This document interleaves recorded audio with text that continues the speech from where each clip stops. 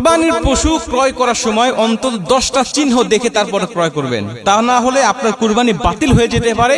আপনার কুরবানির গোশত শুধু গোশত খাওয়াই হবে, এটা আল্লাহর দরবারে কিন্তু কবুল হবে না। নবীজি আমাদেরকে খুব চমৎকার ভাবে এই ফর্মুলাগুলো দিয়েছেন। এই চিহ্নগুলো একটা পশুর মধ্যে বিদ্যমান থাকতে হবে, না হলে কোনো কুরবানি আপনার হবে না। 1 নম্বরে নির্দিষ্ট বয়সে সে উপনীত হয়েছে কিনা আপনি দেখবেন। বয়সটা খুবই সেনসিটিভ বিষয়। উট যদি কেনেন আপনি কমপক্ষে 5 বছর, গরু যদি কেনেন কমপক্ষে 2 বছর, মহিষ যদি কেনেন কমপক্ষে 2 বছর, ছাগল যদি কেনেন কমপক্ষে 1 বছর, ভেড়া যদি কেনেন কমপক্ষে 1 বছর, দুম্বা যদি কেনেন কমপক্ষে 1 বছর। তবে ভেড়া এবং দুম্বার বয়স যদি কমও হয় 1 বছরের থেকে একটু কম, কিন্তু দেখতে 1 বছরের মতোই মনে হয়, তাহলে আপনি কুরবানি দিতে পারবেন, আপনার কোনো সমস্যা নেই। কিন্তু ভেড়া এবং দুম্বা বাদে অন্য সমস্ত পশুগুলো কিন্তু নির্দিষ্ট বয়সেই উপনীত হতে হবে।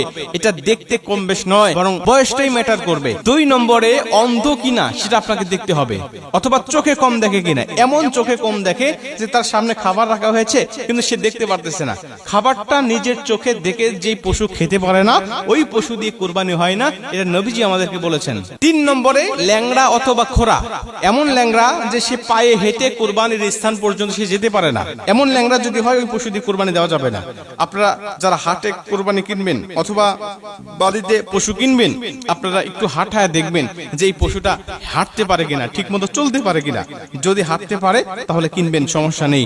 আপনার ল্যাংড়া পশু দিয়ে কিন্তু কুরবানি হবে না। 4 নম্বরে শিং একেবারে গোড়া থেকে উঠে গেছে কিনা। সামান্য একটু মাথা ভেঙে গেছে এটা বিষয় নয়, কিন্তু যদি গোড়া থেকে ভেঙে যায়, উপড়ে যায়, তাহলে এই উপড়ানো শিংওয়ালা পশু দিয়ে কুরবানি হবে না। একবারে গোড়া থেকে ভেঙে যাওয়া শিংওয়ালা পশু দিয়ে কিন্তু কুরবানি হবে না। 5 নম্বরে কান কাটা কিনা। কানটা আপনারা দেখে নেবেন যে কমপক্ষে অর্ধেক অথবা তার বেশি, অথবা 3 ভাগের 2 ভাগ কাটা হয়ে গেছে, এমন কান কাটা পশু দিয়ে কুরবানি হবে না।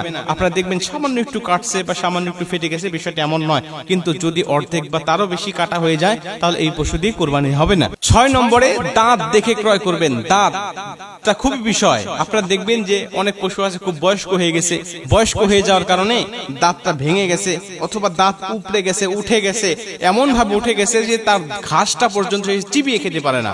ঘাসটা যদি সে চিবিয়ে না খেতে পারে, এমন অকেজো পশু দিয়ে কুরবানি হবে না। কিন্তু ঘাস চিবিয়ে খেতে পারে, হয়তো 2-1টা দাঁত উঠে গেছে, এমন পশু দিয়ে কুরবানি হবে। 7 নম্বরে স্পষ্ট রোগা বোঝা যায়, মানে এমন রোগ তার মধ্যে বিদ্যমান যেটা স্পষ্ট দেখা যাচ্ছে, হয়তো বা ঘা হয়ে গেছে, চামড়া ছিলে গেছে, তার মধ্যে মশামাছি বা পানি বা রক্ত পড়তেছে, এমন দেখে বোঝা যাচ্ছে। এরকম স্পষ্ট রোগা, স্পষ্ট জীর্ণ শীর্ণ, স্পষ্ট রোগা পশু দিয়ে কুরবানি কিন্তু হবে না। 8 নম্বরে নাক কাটা কিনা দেখবেন, নাকটা সুন্দর আছে কিনা। যদি নাক কাটা পশু দিয়ে কিন্তু কুরবানি হয় না, নাকটা দেখে নেবেন যে নাক কাটা আছে কিনা। এবং 9 নম্বরে লেজ দেখবেন, লেজ কাটা আছে কিনা। লেজ কাটা একেবারে খুব বেশি কেটে গেছে, সামান্য একটু কাটা, বিষয়টা এমন নয়, কিন্তু খুব বেশি কেটে গেছে, এরকম লেজ কাটা পশু দিয়ে কিন্তু কুরবানি হবে না। এবং 10 নম্বরে যদি গাভী হয় অথবা ছাগি হয়, কারণ আমরা জানি যে পুরুষের পাশাপাশি মহিলা পশু দিয়েও কিন্তু কুরবানি হয়। যে পশুগুলো দিয়ে কুরবানি করা জায়েজ, ওই পশুগুলো পুরুষও দেওয়া জায়েজ, মহিলা দেওয়া জায়েজ। আপনি ষাঁড়ও দিতে পারেন, গাভীও দিতে পারেন, আপনি খাসিও দিতে পারেন, আবার ছাগিও দিতে পারেন, আপনার কোনো সমস্যা নেই। কিন্তু এই গাভীর ক্ষেত্রে তার উলান, তার স্তন ঠিক আছে কিনা, 4টার মধ্যে 1টা নষ্ট হয়ে গেছে নাকি 2টা নষ্ট হয়ে গেছে নাকি কোনোটাই নষ্ট হয় নাই, আপনি এটা দেখে নেবেন। যদি নষ্ট না হয়, সবই ভালো থাকে, তাহলে আপনি কুরবানি দিতে পারবেন, কোনো সমস্যা হবে না। অথবা ছাগলের মধ্যে 2টার স্তনের মধ্যে দেখবেন যে একটা ঠিক আছে নাকি আরেকটা ভালো আছে। যদি 2টার মধ্যে একটা ভালো থাকে, একটা খারাপ হয়ে যায়, তাহলে ওই পশু দিয়ে কুরবানি দিবেন না। আপনারা ভালো স্তনওয়ালা, ভালো উলানওয়ালা পশু দিয়ে কুরবানি দিবেন, তাহলে ওই পশুটা আল্লাহ পাকের দরবারে কিন্তু কবুল হবে। এরকম ত্রুটি মুক্ত পশু দিয়ে যদি আপনি কুরবানি দিতে পারেন, তাহলে আপনার পশু কুরবানি হবে ইনশাআল্লাহ। অনেকেই প্রশ্ন করে যে অন্ডকোষ যদি একটা থাকে সেক্ষেত্রে কুরবানি দেওয়া যায় কিনা। হ্যাঁ, অন্ডকোষ একটা থাকলেও আপনি কুরবানি দিতে পারবেন, এটা ত্রুটি যুক্ত নয়, এটা ত্রুটি মুক্ত। এরকম পশু দিয়ে কুরবানি দিলে আপনার কুরবানি হবে।